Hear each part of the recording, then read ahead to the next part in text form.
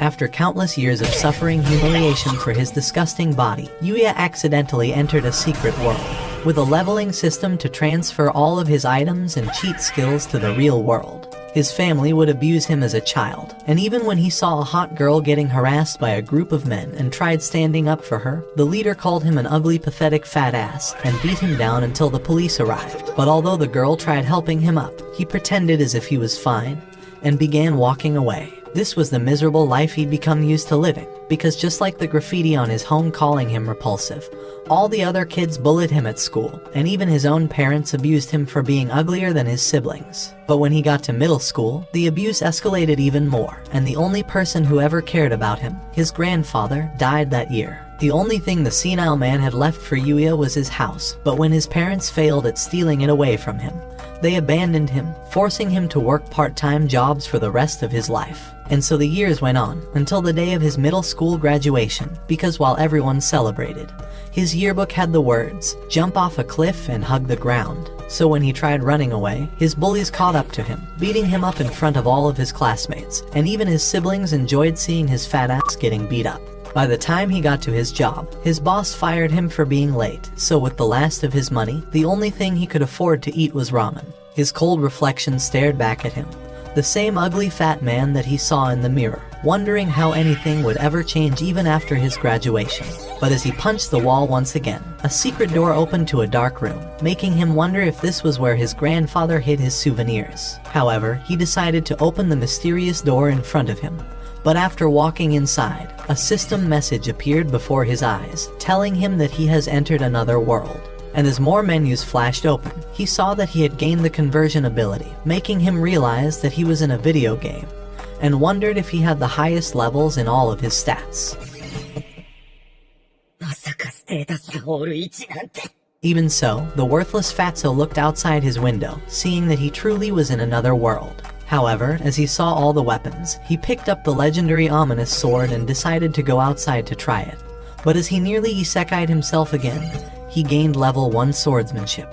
But the sword wasn't enough, so he decided to overcompensate by holding an actual long lance, become the Grim Reaper, erase half the Earth's population, and even wield the bow to become the bone of his sword. After trying the weapons, he realized they were all god tier items, but he was still level 1 and had no idea how to increase his level. However, while he was putting the weapons away, a massive beast began rushing towards him, but the barrier was able to hold off the level 300 bloody ogre. As it began picking up a tree to smash towards him, the gate nullified the attack, so Yuya realized that he needed to try using his lance before the ogre broke through. Throwing it with all of his power, the spear ripped straight through the monster's core, killing it in that instant.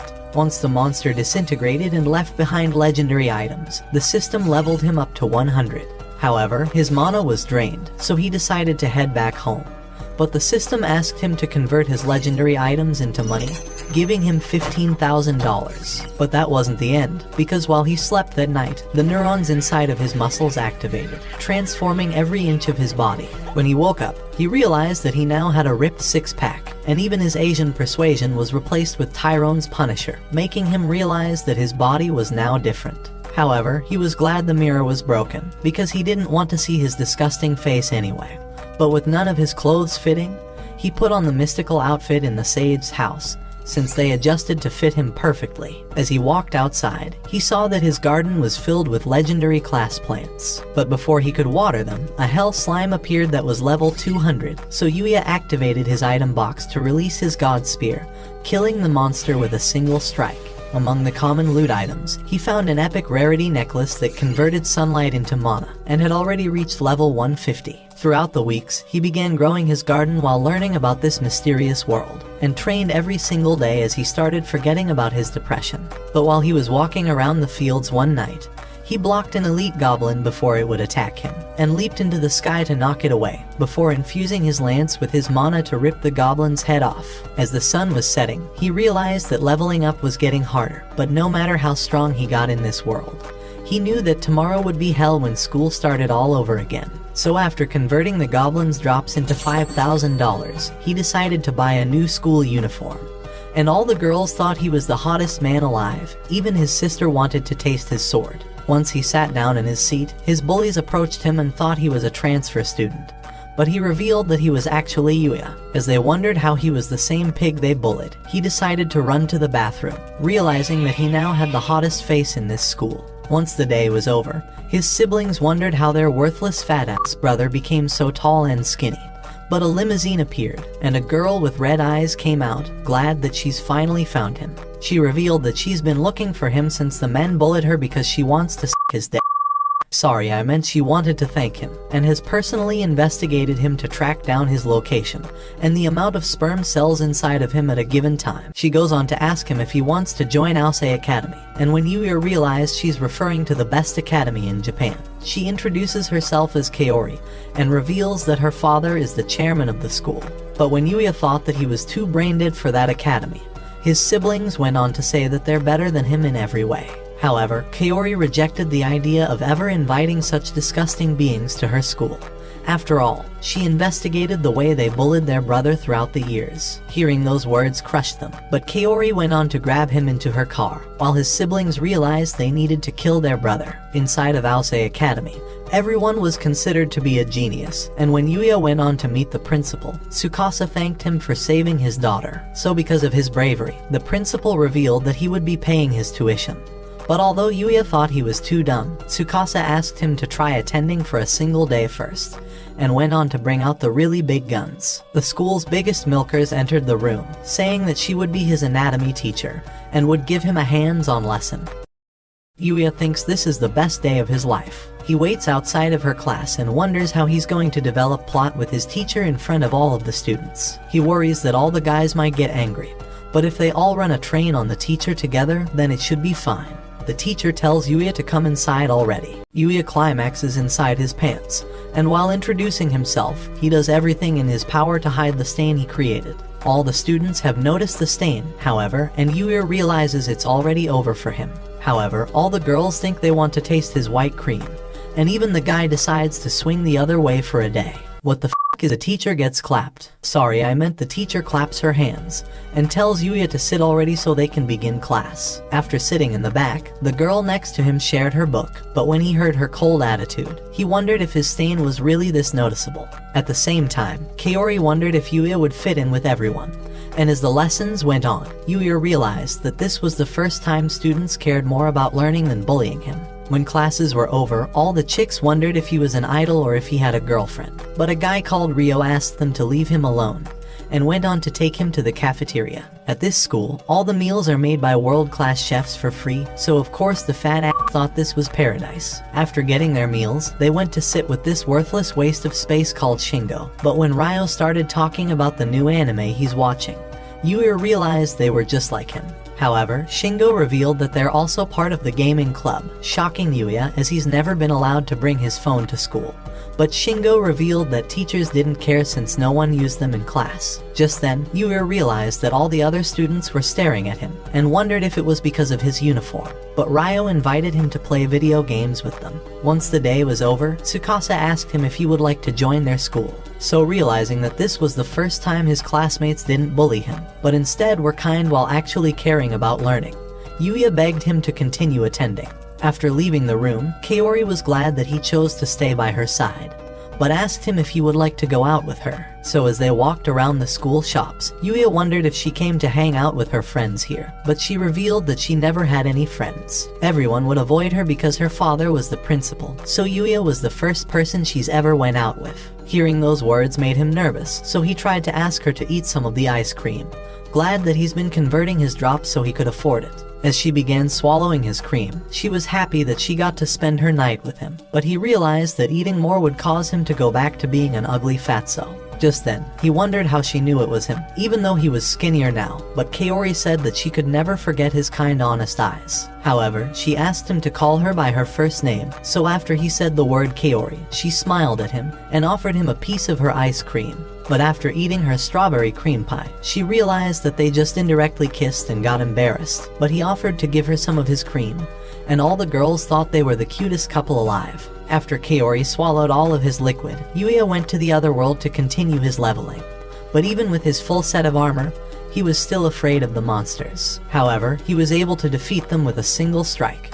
but realized that he hasn't been able to get past level 235 for the last few days. The only way for him to get stronger was to venture outside of his fence, so as he thought of his day at school, he took his first step outside, ready to face his new challenge. However, he heard the sound of people screaming, so he unleashed his spear and began running towards the sound, seeing that tens of soldiers were killed with their bodies on the ground. And in the distance, a massive level 200 ogre general was about to kill a hot girl, so he rushed forward and launched his spear. But although the ogre parried it, Yuya leapt from the sky to crush his face down, ending his life with a single strike. As he tried approaching the girl, she screamed at him to watch out from behind, as a massive goblin struck down and launched him against a tree before he could notice. As his consciousness began fading, he realized that it was faster and stronger than him, but he knew that he was the only guy who could save this girl, so he rushed forward and pole vaulted over the goblin, before summoning his bow to unleash a barrage of arrows. In that instant, he summoned the Omni Sword and began sprinting towards the goblin, slashing it in half before it could react. As he approached the girl to make sure she was alright, she passed out. The next morning, Yuya wonders if that girl was alright after he left,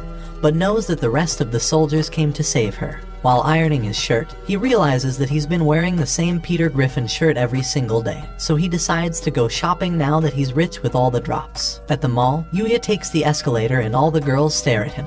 He continues walking around and notices everyone eyeing him, so he tries to run to quickly take care of things. On the other side of the mall, a photo shoot manager was screaming because he's been waiting all morning for the boy model, so he decided to look for a random hot boy to be Miu's boyfriend instead. At the store, Yuya's noticed he's never bought clothes in years and thinks it's a lost cause. Two girls approach him and ask him if he could develop plot with them at the same time. Yuya wondered what type of story they were talking about, so they revealed that they wanted him to write a novel on their faces with the ink coming out of. Yuya apologizes because he's not interested in their religion and wants to remain an anime protagonist. He leaves and wonders if he treated them right, but both of them have already climaxed. As he heads down, the manager sees Yuya and thinks he's found the man of his dreams. He comes behind him and grabs him to start taking photos with the model. Yuya wonders how things ended up this way, and remembers the manager explaining the whole situation to him.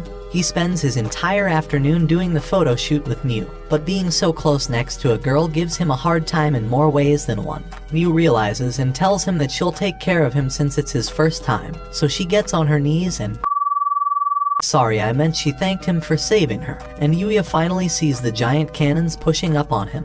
The manager tells them to change positions, and Yuya realizes that Miu is amazing. She's the same age as him, but she's been working so hard so he knows that he can't be a burden on her. Miu comes closer to him and grabs him, giving Yuya a really hard time. She hugs onto Yuya and engages her laser blasters at full throttle, making Yuya climax for the 40th time today. This poor dude's going to have a heart attack. Meanwhile, in the other world, the girl wonders who the man who saved her was, and becomes determined to uncover his identity. She tells the guards that she's going into the forest to find the person who saved her. Back at the mall, everyone is watching Yuya as he does the modeling, and as they keep talking, the manager takes photos to capture a realistic version of a couple. However, a man comes from the crowd, and all the girls recognize him instantly. His name is Shu, and everyone thinks he's the hottest guy alive. He's the guy who was supposed to do the photo shoot with Miu, and he gets down and tells her to wrap up this silly photo shoot quickly so they could go on a date. Miu tells him to wait, but he bangs against the wall and asks her why she ignored him the other day in public. Yuya tries to step in and tells him to get off Miu. Shu is angered that Yuya is interfering and steps on the plot armor.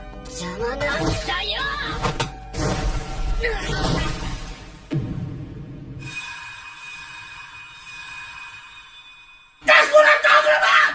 That's why he's the MVP! That's why he's the GOAT! The GOAT! Yuya's inhuman speed allowed him to react just in time and throw him over, but he's realized that everyone will likely start yelling at him for beating up the hot guy. However, the girls basically become Niagara Falls for Yuya, and think that Shu is lame. The manager comes up to Shu, telling him that they caught the entire thing on tape and will release it to everyone if he continues to bother Miu. He runs away, and the manager is glad that he was able to get rid of him as he's been constantly causing Miu trouble. Since he's gone now, the manager offers Yuya to take his position since he's such a great model. But Yuya apologizes. He's enjoyed every bit of today, but has realized that he could never be a model with all of the dedication it takes. The manager respects his honesty and responsibility, so he hands him his payment for today. Since he's not their employee and they can't pay him with cash, the manager hand-picked him clothes that would look amazing on him. Inside the manager's car, Miu reminisces on her events today and all the photos she took with him, and the manager makes fun of her for crushing over Yuya. Back in the other world, Yuya is glad to have gotten all the clothes to dress like a real Chad, but decides it's time to train once more. Inside the forest, the soldiers are once again battling for their lives, and a giant orc comes from behind ready to end the princess. In the last moment, Yuya destroys the monster and saves her, and goes on to destroy every single enemy in his way in the most Giga Chad manner. After he's defeated all the enemies, Yuya heals the fallen soldiers and the princess comes up to him. She says that she's traveled all this way because she wants to say something to him.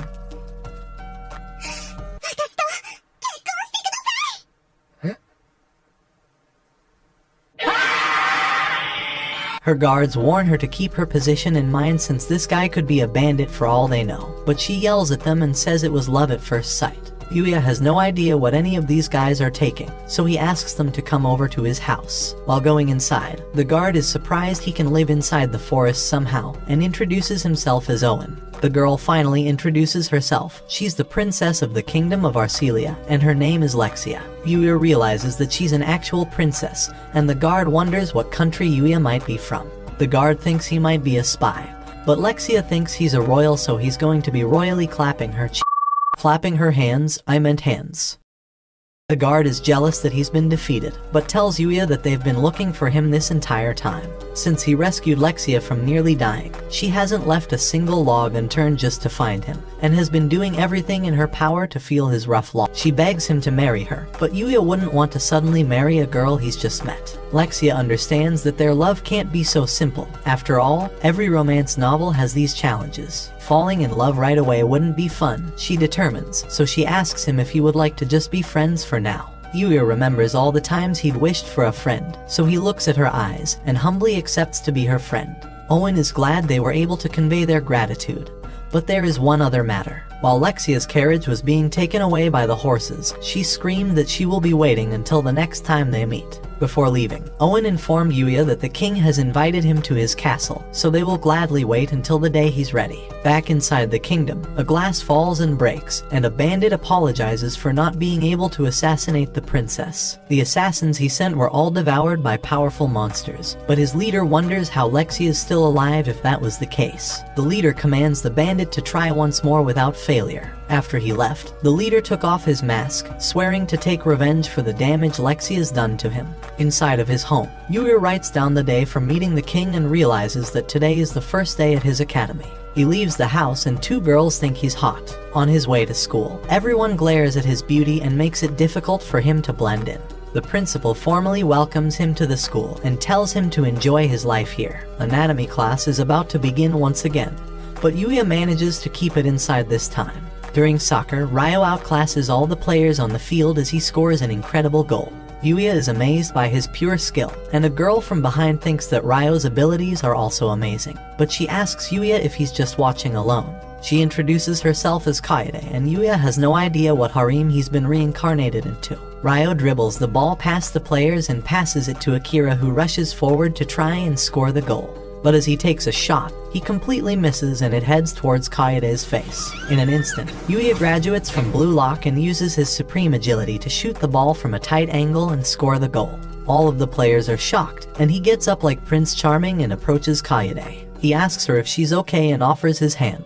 She holds it and Akira comes begging for an apology, but Kaede tells him that she's fine because of Yuya. Ryo introduces Akira to him, and Akira thanks Yuya for saving both of them. Ryo calls him a cringe for begging Kaede to forgive him, and as they continue making fun of each other, Yuya starts laughing along with Kaede. Inside the plot armory, the girls think that Yuya is some secretive prince, and Kaori comes to ask what he did this time. Kaede comes to tell Kaori that Yuya jumped in midair and bent over to kick his ball into her face while she's bent over. Kaori wonders what this girl is taking, and Yukin says that she can hook her up if she ever wants to take a trip. All the girls geek out over how cool Yuya is and wonder if he's got a girlfriend. Kaori and Kaede both scream that he doesn't have one. But after screaming that, Kaori is shocked because she's recognized her feelings for him. During class, Yuya stares outside the window and sees Kaori waving at him, so he waves back. But just then, a group of bikers break through the gate and begin scaring all of the girls. Among them are Yuya's siblings, and they brought all the bikers here so they could mess Kaori up since she looked down on them. The leader commands the guys to grab her and go away, and Yuya realizes how bad this situation is and tries to save her. However, his legs tremble in fear. He may have fought stronger beasts in the other world, but the idea of going against his brother and sister sends fear into every bone in his body. The world begins twisting around him, but instead of faltering, he slaps his face to regain his cool, and tells everyone he's going. He opens the window and jumps out. As soon as he lands, he rushes with blinding speed towards Araki, the person who bullied him his entire life. Araki commands the rest of his group to take care of him.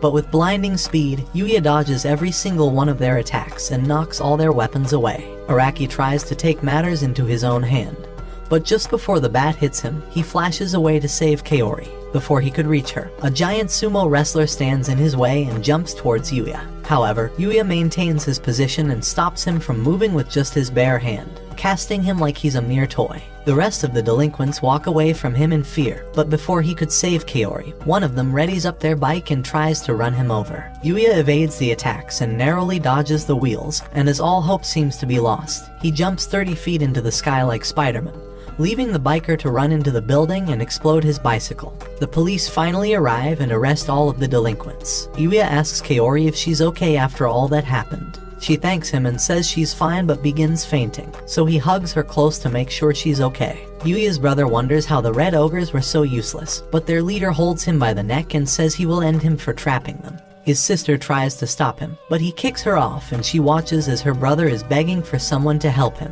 Yuya grabs onto the leader's arm and pushes him off, but the leader runs to beat up Yuya. With a single glance, Yuya sends the fear of God into every bone in his body, and everyone wonders how he just collapsed. While all the delinquents are being taken away, his brother wonders why he saved them after they've tormented him so much. Yuya says he can't forgive them for all the things they've done to him, but he will never abandon his family. Hearing those words crushes them, and they begin crying as they apologize to him, and Kaori watches all of it. A few days later, Yuya is ready to go out exploring once more. He remembers Owen warning him about the forest being the most dangerous place in all of the lands. The monsters lurking here have the ability to level an entire city, confusing Yuya about why the sage chose to live here. He spent his time hunting through the forest as always, but as he was about to leave, he heard a little puppy's bark. A giant orc was beating it up with a stick, and the puppy did everything it could to continue standing up. It was a level 600 king orc with an attack of 20,000, so Yuya decided it was too dangerous for him to try saving the puppy.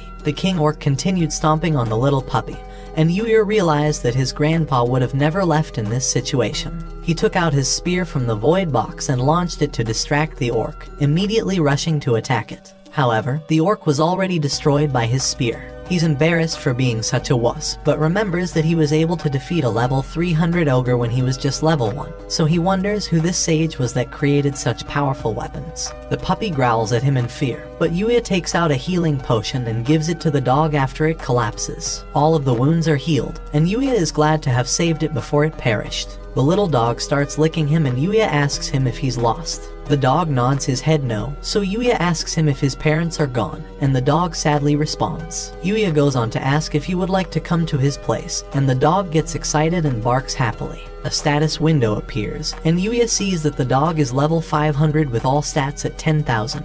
Even though he's shocked, he decided to give a name to the little dog, and because of its dark fur, he names it Night, and the dog barks happily to hear its new name. Among all the rare equipment that were dropped, Yuya sees a hairbrush that is considered a daily necessity item, and begins brushing Night with it.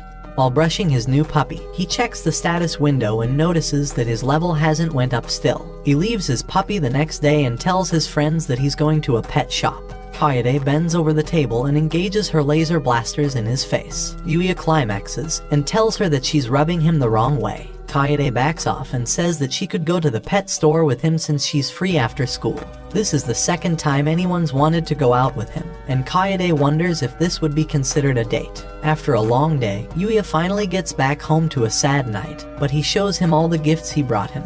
He spent all afternoon picking them out with a friend so Night can have a nice leash when they take walks. He wonders if it's uncomfortable, but Night nods his head no, so they both go out in a walk. The girls are still opening all their floodgates when they see him, and as he walks, he stumbles on Kaori at the park. She sees his dog, and Yuya introduces Knight as a new part of his family. Kaori asks to pet him and thinks that he's the cutest dog she's ever seen. She wonders what breed he is, but Yuya panics since he just brought him home from the wilderness. Even though he may be wild, she realizes that Knight is an extremely smart dog, but a girl comes from behind and calls out Yuya's name.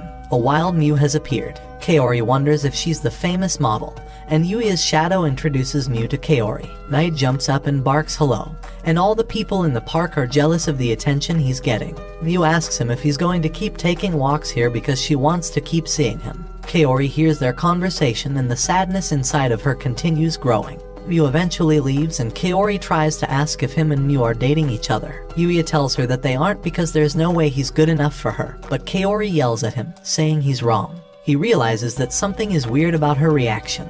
But just then, an old man screams that a thief has stolen her purse. Yuya releases Knight to take care of him, which surprises Kaori. But he grabs her hand and drags her to the grandma to make sure she's okay. Knight comes back dragging the bandit, and Yuya asks Kaori to call the police. The bandit gets away from Knight when he hears their plans and begins running towards Kaori with a knife. But before he's about to end her, Yuya grabs his arm and uses his true martial arts skill to knock the bandit down, restraining him.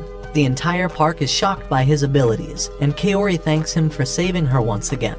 At night, Yuya enters deeper into the forest to face stronger monsters in order to level up. He runs forward and jumps off a hill to destroy all the enemies standing in his way. Together with Knight, they're able to destroy even a bear, but a giant orc appears before them. Knight runs forward and evades all of the attacks coming his way, jumping to bite the orc's shoulder and knocking him down with a smack. The monster's body evaporates, and Yuya is glad to see Knight getting stronger. Deeper inside the forest, Yuya stumbles upon a dangerous monster and uses his invisibility right away. He assesses the deer and sees that it's a level 630, but the deer locates his position even with his invisibility active. It begins approaching him and starts running towards him. Knight tries to jump onto its horns to destroy them, but the deer activates his horn's ultimate ability to release fire. At the same time, it activates the ice horn's ultimate ability, releasing a massive wave of energy towards Yuya that he barely dodges. This is the strongest monster he's ever faced, so he commands Knight to try to distract it. In a flurry of speed, Knight begins jumping across the entire field, which forces the deer to activate all of its magical abilities at the same time. While it's on cooldown, Knight bites its neck, and Yuya sinks his spear deep into the deer. The deeper they go into the forest, the more they need to change their tactics, but Yuya thinks it's perfect for training.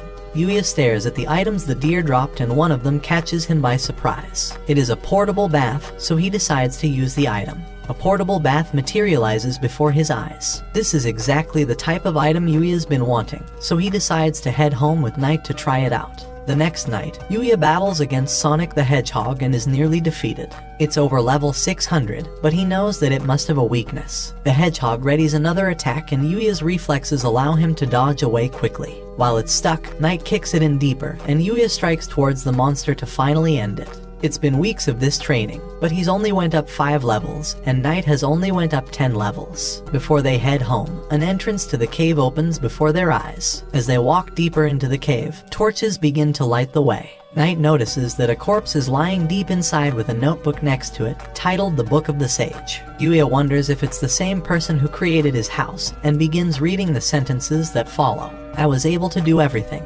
Whether it was magic or martial arts, or even cooking, I mastered everything. As a result, I entered the realm of gods while I was still alive, and they invited me to join them, but I declined. The strength you possess now is more powerful than you can ever imagine. But people will come to one day hate you like they hated me. Yuya kept reading the sad story of the sage and wondered how he could avoid that loneliness. So the sage's voice responded in his head, telling him to build deep relationships with people he can trust. And the book said it will grant him knowledge of one thing he wished to know. Yuya said he would like to know magic, and before his eyes, the book began to flash a golden hue, and the sage said it has become filled with everything he needed to know about magic. The sage went on to say that he can't use magic since he's from a different world. For people in this world, magic travels through the blood vessels and formulates their magical pathways. Since Yuya lacks these magical pathways, the sage will bestow his own magical pathways upon him. They are the most valuable pathways in this world, so he wishes for someone to carry them rather than having them just disappear. The book's magical aura begins to overflow the entire cavern and swirls around until it strikes Yuya's chest. The sage's last wish is for Yuya's life to be filled with happiness and fortune. Yuya thanks the sage for his gift and wishes him a peaceful rest.